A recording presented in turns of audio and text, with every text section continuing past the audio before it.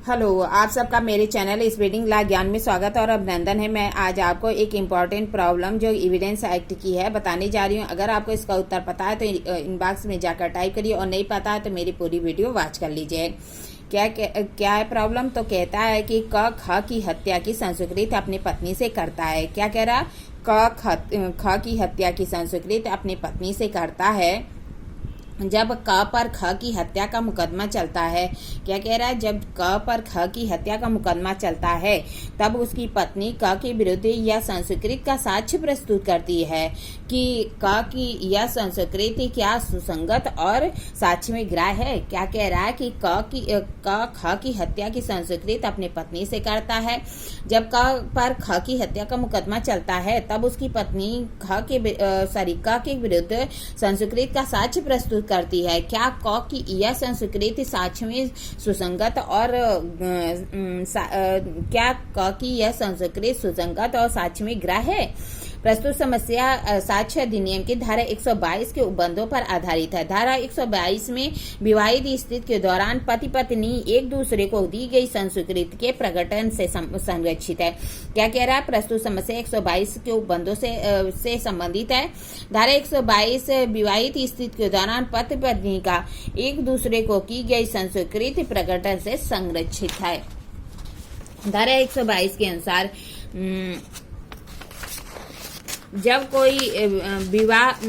कोई व्यक्ति विवाहित है या विवाहित रह चुका है। क्या कह रहा है? जब कोई व्यक्ति विवाहित है या विवाहित रह चुका है और किसी संस्कृति को किसी व्यक्ति द्वारा जिससे कि वह विवाहित है या विवाहित रह चुका है विवाहित स्थिति के दौरान दी गई है, न तो उसे प्रकट करने के लिए विवश किया जाएगा और न ही अनुज्ञात किया जाएगा।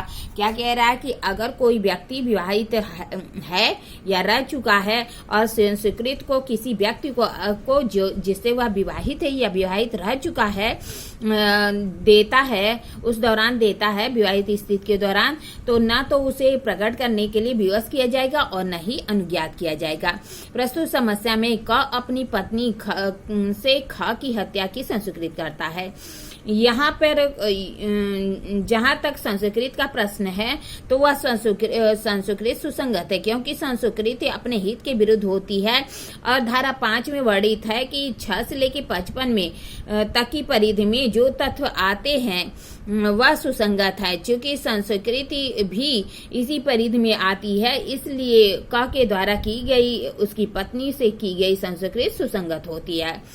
फिर क्या कह रहा है कि जहां तक यह संस्कृत की ग्राह्यता का प्रश्न है तो ऐसी संस्कृत धारा 122 के में स्पष्ट रूप से साबित करने के लिए रोकती है, क्योंकि ऐसी संस्कृत विवाहित स्थिति के दौरान क ने अपनी पत्नी से कहा था। यहाँ पे क की पत्नी ख की ऐसी संस्कृति को प्रकट करने के लिए विवश नहीं की जाएगी। क्या कह रहा कि जो क है उसने ऐसी संस्कृत अपनी पत्नी से कहा था, अतः जो क की पत्नी है उसे संस्कृति देने से विवश नहीं किया जाएगा, क्योंकि प्रस्तुत समस्या में यह संस्कृत को स्वयं न्यायालय में प्रस्तुत करना चाहती है, परंतु धारा 122 में यह उबंधित है कि ऐसी संस्कृत को वही पक्षकार प्रकट करना चाहे तो प्रकट नहीं करने दिया जाएगा।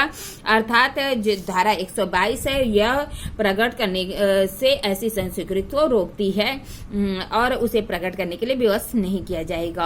अगर करना भी चाहे तो न्यायालय क्या करेगा? उसे मना कर देगा, रोक देगा कि आप ऐसी संस्कृति नहीं कर सकते। प्रस्तुत समस्या में क संस्कृति क के द्वारा की गई संस्कृति सुसंगत है किंतु साक्ष्य में ग्राह्य नहीं है, क्योंकि धारा 122 ऐसे संस्कृति को प्रकट करने के लिए स्पष्ट रूप से वर्जित करती है। क्या कह रही है कि प्रस्तुत समस्या में क की जो संस्कृति है वह सुसंगत है किंतु साक्ष्य में ग्राह्य नहीं है, क्योंकि 122 के में ऐसे संस्कृति को प्रकट करने के लिए स्पष्ट रूप से वर्जित करती है। इस तरह मैंने आपको प्रॉब्लम बताई, प्रॉब्लम का सोल्यूशन बताया। ऐसी अच्छी प्रॉब्लम के लिए मेरा चैनल सब्सक्राइब करिए, लाइक करिए, कमेंट करिए, शेयर करिए, साथ ही साथ बेल आइकन दबा दीजिए ताकि कोई भी नोटिफिकेशन आपको तुरंत ही मिल जाए। ठीक है, धन्यवाद, थैंक यू।